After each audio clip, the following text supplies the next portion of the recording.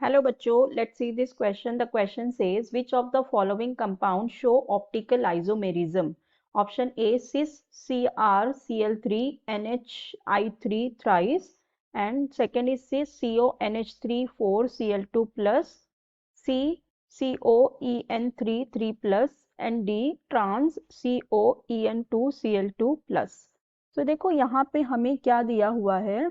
हमें ये कहा गया है कि ये जो कंपाउंड हमें दिए हुए हैं इनमें से कौन सा कंपाउंड होगा जो शो करेगा ऑप्टिकल आइसोमेरिज्म। ठीक है, ऑप्टिकल आइसोमेरिज्म। अब देखो ऑप्टिकल आइसोमेरिज्म शो करने के लिए, ऑप्टिकल आइसोमेरिज्म शो करने के लिए जो कोई भी कंपाउंड है उसमें किसी भी तरह की सिमिट्री नहीं होनी चाहिए। ठीक है, दैट उसके पास कोई भी तरह की एनी काइंड ऑफ सिमिट्री नहीं होनी चाहिए। ठीक है, एनी काइंड ऑफ सिमिट्री नहीं होनी चाहिए, नहीं होनी चाहिए, नहीं होनी चाहिए मतलब कोई भी तरह की सिमिट्री मतलब plane of symmetry, centre of symmetry. ठीक है, यहाँ पे हमें कोई भी तरह की सिमिट्री नहीं चाहिए। अब देखो, अगर हम इसे अब एग्जाम्पल से देखते हैं। अब पहला जो हमारा कंपाउंड दिया हुआ है वो है सिस CrCl3NH3। ठीक है, इसे हम देखते हैं क्या दिया हुआ है।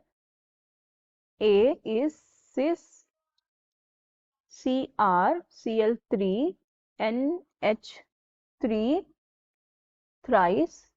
ठीक है, सो अब यहाँ पे अगर हम इसका स्ट्रक्चर ड्रॉ करें तो ये किस तरह से होगा। ये होगा Cr, फिर इसके पास होंगे 3 क्लोरीन और 3 अमोनिया। ठीक है, 3 क्लोरीन और 3 अमोनिया हो जाएंगे इसके पास इस तरह से। तो अगर हमने इसको इस तरह से ड्रॉ किया, अभी ये क्लोरीन को हम एक जगह रखते हैं, यहाँ पे NH3, यहाँ पे NH3 और यहाँ पे NH3 रख दें। ठीक है, अब अगर हम इसका मिरर इमेज देखें, ठीक है, अगर हम इसका मिरर इमेज देख ले तो ये क्या हो जाएगा, इसका मिरर इमेज हमें कुछ इस तरह से दिखाई देगा।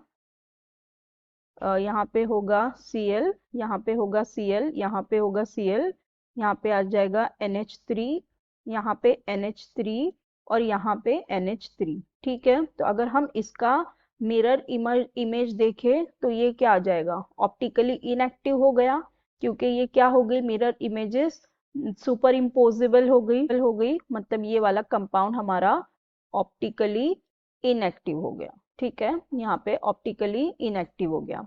फिर जो हमारा नेक्स्ट वाला कंपाउंड दिया हुआ है बी में हमारे पास है सिस CONH3 4NCl2 प्लस दिया हुआ है। ठीक है, अब यहाँ पे अगर हम देखें सेकेंड वाले कंपाउंड में, अगर हम इसको ड्रॉ करें तो ये कंपाउंड कैसा होगा, यहाँ पे होगा कोबाल्ट, फिर यहाँ पे हमारे पास है NH3 और Cl2। NH3 4 है और जो Cl2 है वो 2 है। तो अगर इस तरह से हम NH3 और NH3 को एक साथ लिख लेते हैं और Cl2 को यहाँ Cl ले लें। ठीक है, अब यहाँ से अगर हम प्लेन ऑफ सिमेट्री पास करवा दे, यहाँ से अगर हम प्लेन ऑफ सिमेट्री पास करवा दे, सो देखो यहाँ पे हमें ये दो इक्वली हाफ देगा। प्लेन ऑफ सिमेट्री पास करने पे नीचे भी Cl NH3 आएगा, ऊपर भी Cl NH3 आ जाएगा, मतलब प्लेन और सिमेट्री ये हमें दे रहा है। तो ये कैसा हो गया, ऑप्टिकली इनएक्टिव हो गया। ठीक है, ये कैसा हो गया, ऑप्टिकली इनएक्टिव हो गया ना। अब अगर हम थर्ड वाला एग्जाम्पल देखें, जो थर्ड वाला एग्जाम्पल है वो हमारा है सी में CO और EN3 प्लस। ठीक है, इथिलीन डायअमाइन। तो अगर हम इथिलीन डायअमाइन देखें तो ये एक बाइडेंटेड लिगैंड होता है।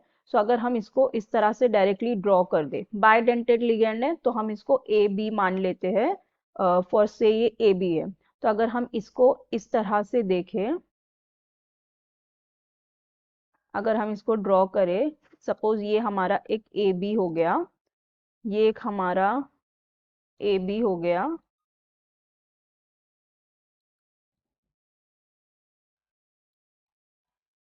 ये एक हमारा AB हो गया और एक ये हमारा AB हो गया। ठीक है, ये बाइडेंटेड लिगैंड है। तो अगर हम इसका मिरर इमेज देखने जाए तो इसका मिरर इमेज हमें किस तरह से मिलेगा? इसका मिरर इमेज हमें कुछ इस तरह से मिल जाएगा।